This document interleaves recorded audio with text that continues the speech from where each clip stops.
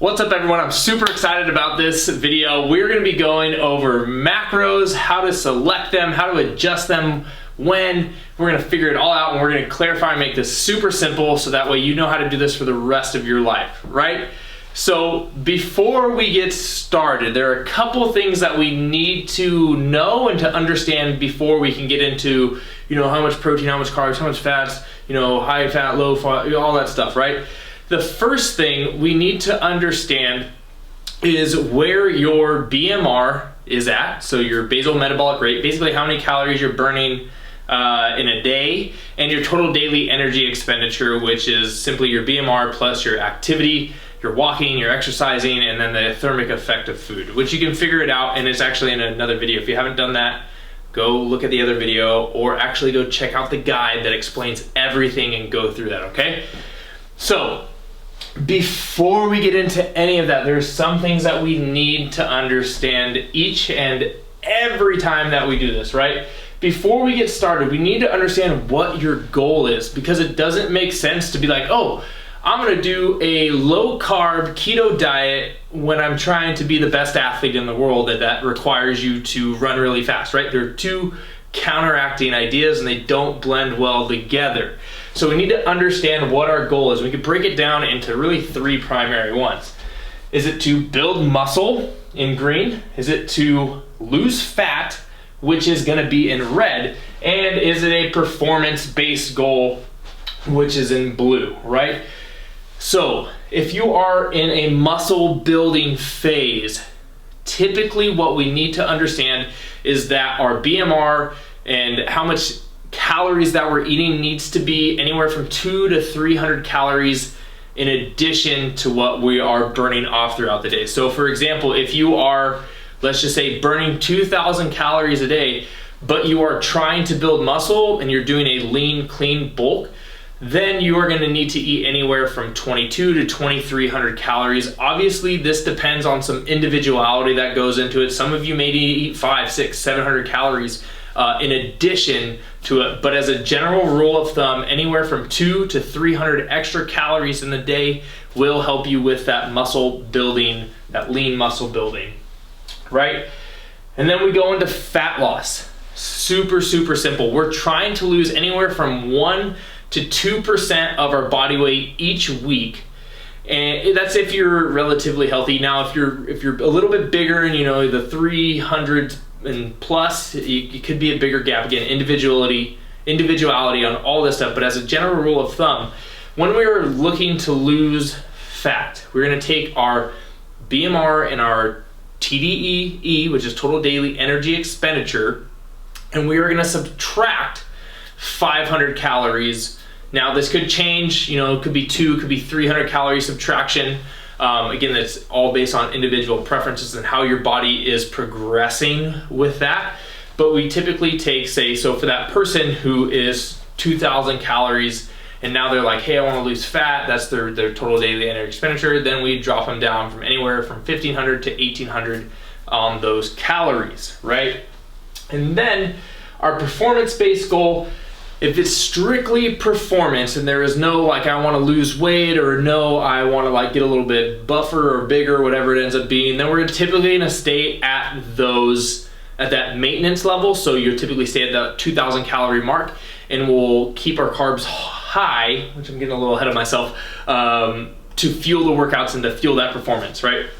So 3 goals. Now the next thing we need to look at is our training. Like, what type of training are we doing, right? So if our goal is to build muscle, tried and true best way is to do strength training, right? You're not going to build muscle typically running unless you're doing some like sprinting or you're like very, very beginner. So strength training for building muscle. Training for fat loss.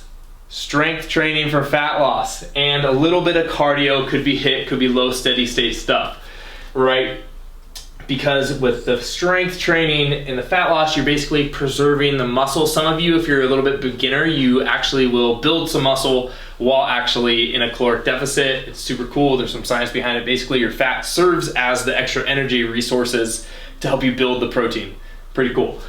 Now, when it comes to performance, this is where there's a big spectrum. It really just depends on what that performance goal is, right? If you want to be a marathon runner versus if you want to be a football athlete or look like one.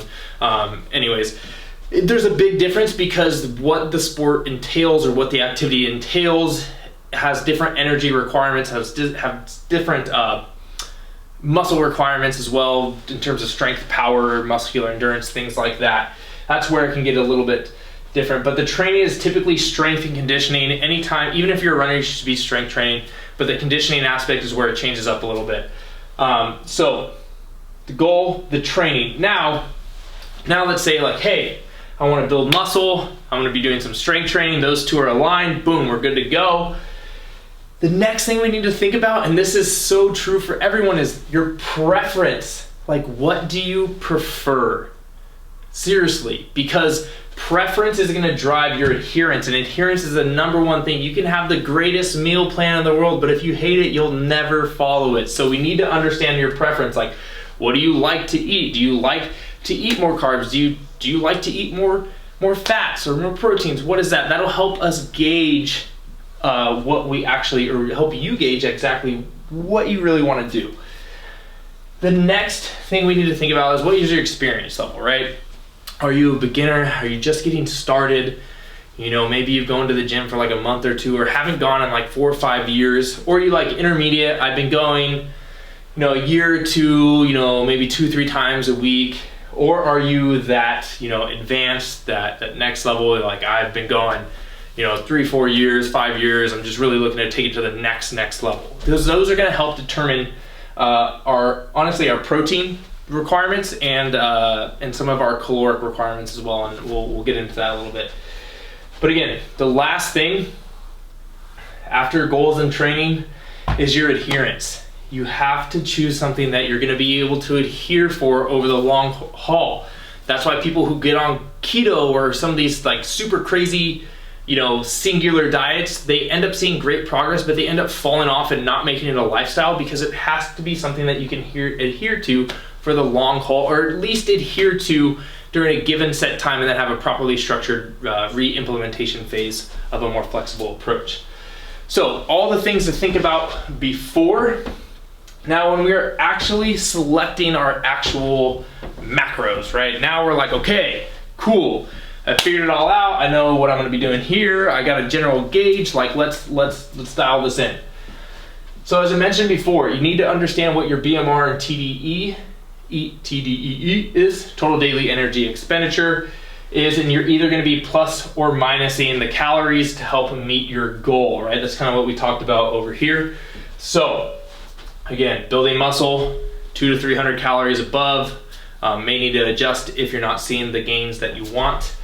Fat loss, about 500, could be a little bit less, just dependent, and we're looking for that 1 to 2% each week, right? So 2,000 calories, you're either going up to 23, 24, 25, or you're going below or around anywhere from 15 to 18 if you're that 2,000 calorie person. And then performance, again, we'll just keep it the same right at the maintenance. So your protein, right? You're like, okay, I'm gonna eat everything that I did. I've done all of this stuff. It's 2,000 calories. That's gonna get me the body that I want. That's gonna help me get everything that I'm going for. You have a range of protein that you can choose from. So I like to provide a range, one, because it allows us to help with preference and also experience level. Like, right, I'm someone who loves protein. Like I feel like I could eat endless amounts of steak. So I'm gonna push my scale up higher, because that's gonna help me adhere over the long run, because it's gonna help me eat more foods that I enjoy, right? If you're someone's like, hey, I don't really like protein, then you can slide it down on the scale over here, because what matters most is going to be falling within a given range, but making sure that you're hitting either the caloric requirements for that goal, right? So if you are a beginner, I would recommend that you go on the further end of the spectrum towards the more 0.7, or if you are someone who is very overweight, because if you're 350 pounds and you're eating 1 to 1.2, that's like 300, 400 grams of protein. That's a lot of protein. You don't necessarily need that much. So if you're a little bit overweight, or you're very beginning, or your personal preference, you're gonna slide it down that scale.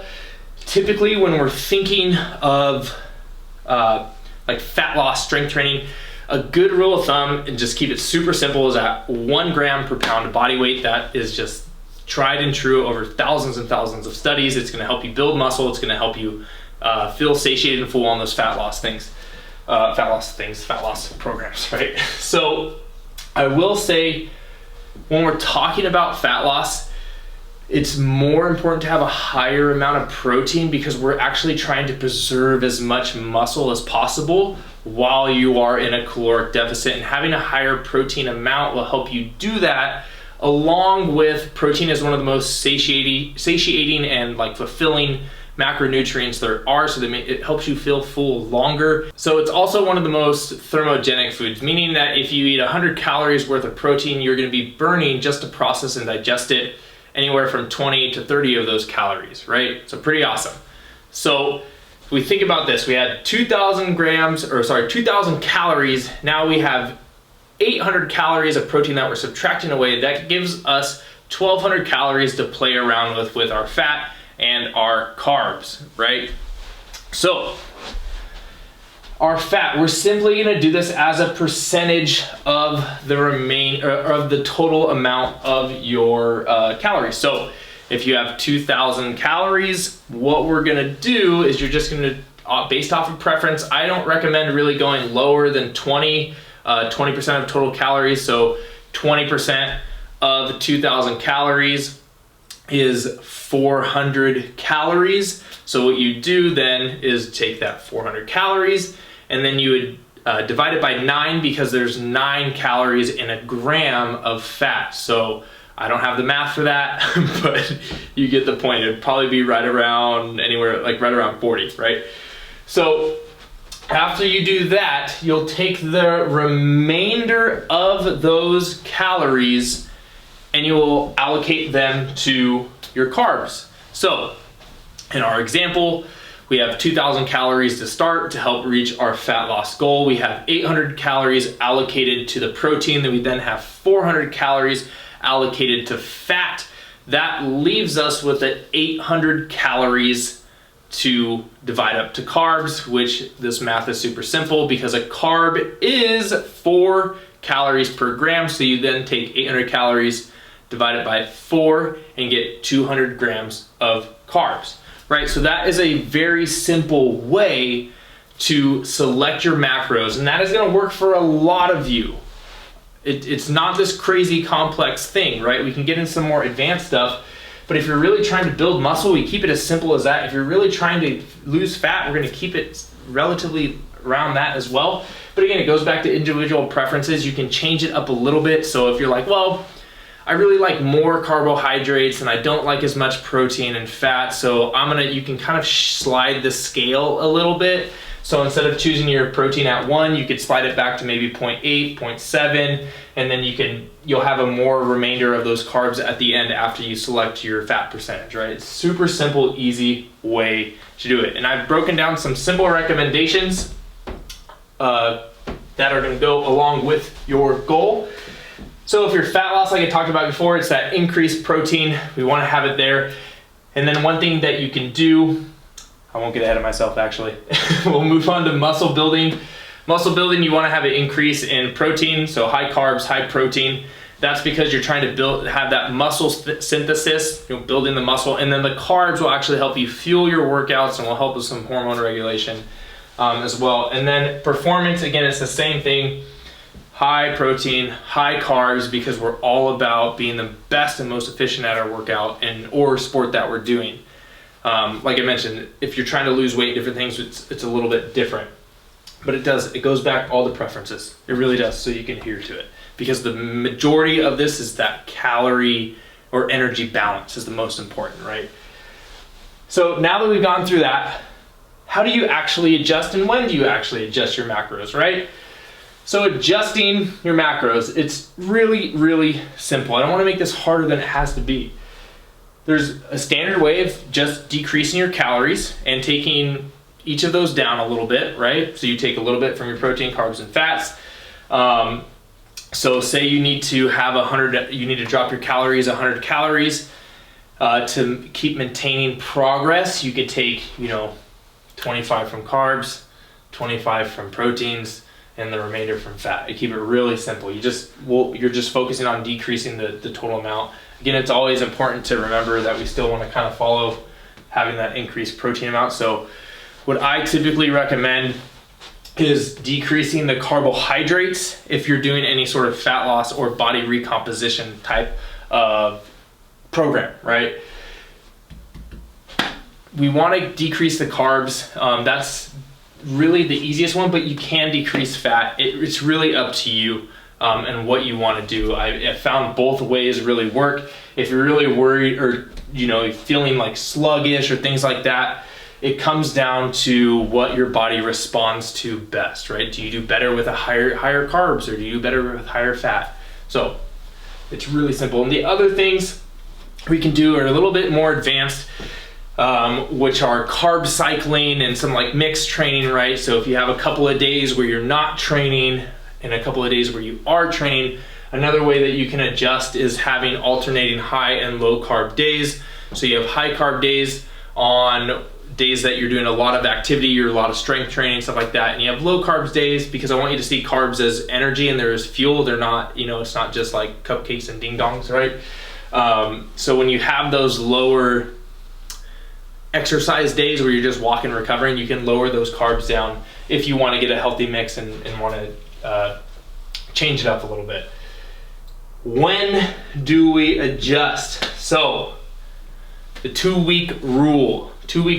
So when you are, because we don't need to adjust as much as people think, like, oh, every 4 days or this week or that week.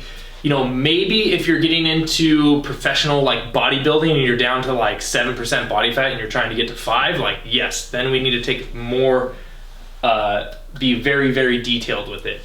But if you're trying to lose 20, 30, 40 pounds, we typically don't need to change our macros as much as people think, right? So I always recommend that when you are, say you're at, 2,000 calories, you're doing everything right. You're working out, you're eating the macros, the calories, all that stuff. Give your body some time. Your body doesn't change like that. Some of you may see quick progress, but your body will not just lose weight linearly, nor will you just gain weight linearly. It's gonna go up and down in a general trend.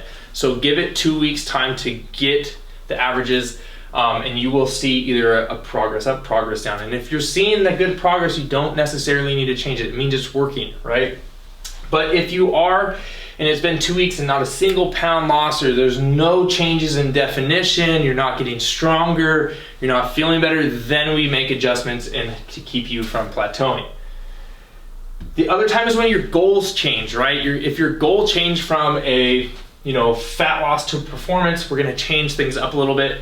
If it goes from fat loss to muscle building, we're definitely gonna change things up a little bit, because that's gonna influence also the type of training that you're doing. So we'll need to adjust that as well, which I think I put down here. Yep. And when your training changes drastically, then we need to do it. And this gets more into like very specifics, more advanced aspects.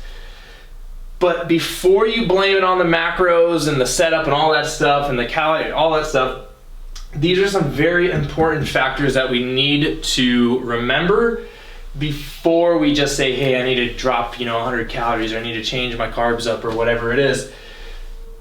You need to make sure you have your sleep like locked in. It is one of the most important things for you. It is going to change your hormones. It's going to change your overall energy expenditure on the day. So get your sleep right before you go, talking to somebody or changing your macros up. Also, getting your stress under control. Stress is the same thing. It's going to change and fluctuate to actually your gut hormones telling you to eat more or less. So stress is super important, and cortisol and all these different things, they're going to help you or inhibit you from losing weight. So we got to get our stress under control. And hydration. If you're not drinking enough water, start there first. We need to get, the standard gold metric is, right around a gallon of water a day. And then your recovery, are you stretching, are you foam rolling, are you meditating, how, you know, or are you just like go, go, go, go, go, go, go? If that's the case, then we need to focus on these before we actually go into changing our overall macros. So I hope this was extremely helpful for all of you. If you have questions, things like that, please check out the guide below. It goes through all of this in detail, super, super easy, broken down step by step with examples. So check that out. Thank you, and I'll see you in the next video.